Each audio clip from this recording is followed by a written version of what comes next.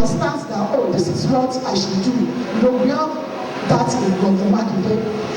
Then after the government, we have the parents, we have the teachers, we have the society. The society, we cannot just look away. You know, but I noticed that in this part of the world, it is our culture to blame the government for everything.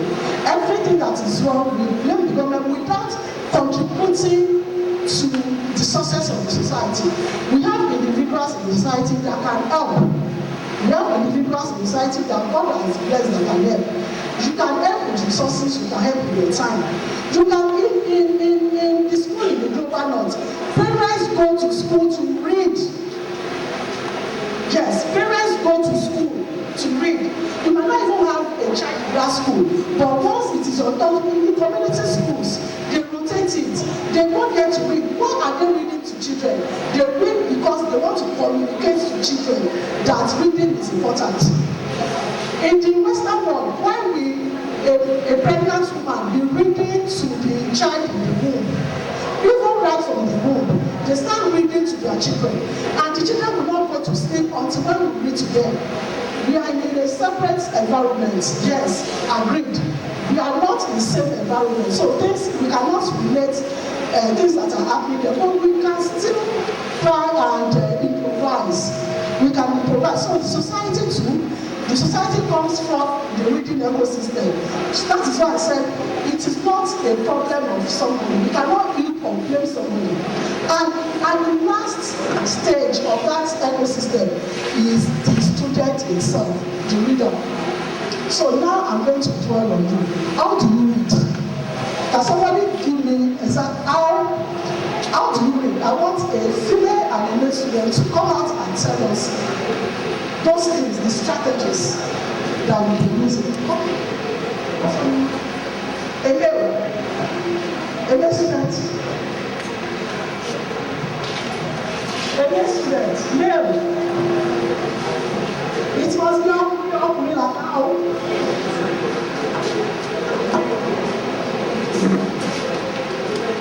My name is Sophia from Bernadine University for the Readership. The stages of reading are just acronym. The acronym is SQ3R. First, you go for surveying, then you go for questioning, you read the questions. Then you read fully, you read like meticulous reading.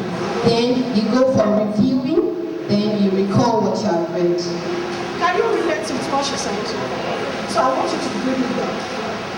Don't be detailed. Okay. How do you read? That is the strategy I know. But how do you follow that pattern? So bring it down. Okay. To read, like, you first go through all the words. You go through it. You may not assimilate it immediately, but you first go through it. Then, if it has a question, like if you are reading a comprehension passage, you go to the questions. The question will give you a detail about what you want to read. Then you go for meticulous reading. You read to understand. You read to assimilate. Then you review everything that you have read, like summarization. Then after that, you recall everything you have read to answer maybe the questions. So what she's saying, do you understand what she said? That means anytime you get back home, let me tell you the secret behind reading. You cannot procrastinate. You cannot procrastinate. That means every day you have to read. That is the goal. You have to read every day. You cannot afford to keep. So what she said is that you have to read, you browse. You know, like, how do I say browsing? You scan through. You scan through. The first time you are not reading to assimilate. You are just trying to get used to that passage. The second time, when you are scanning through, you try to raise questions. You raise questions. And now you now have to go back and read comprehensively. And you review. What does she mean by review? For me, when I want to review, whatever I've read, I try to say it in the mother tongue. I try to convert whatever I've read to Yoruba. And the moment moment I'm able to understand those things in Yoruba, I can never forget. That is the beauty of language. Do you know that when we go for international conferences, do you know that they have translators? Some people will come to those conferences without understanding English language. They don't have to understand English language. Are you aware that in Maryland, in the United States of America, their driving lessons are being taken in Yoruba language? Are you aware of that?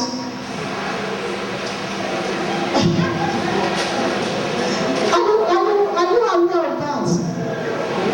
That in the United States of America, in Maryland, their driving lessons are taken. Yoruba language is so, I don't know, it's so beautiful and well recognized that I think, you know, it's a thing of joy to know that language is being, you know, acknowledged internationally.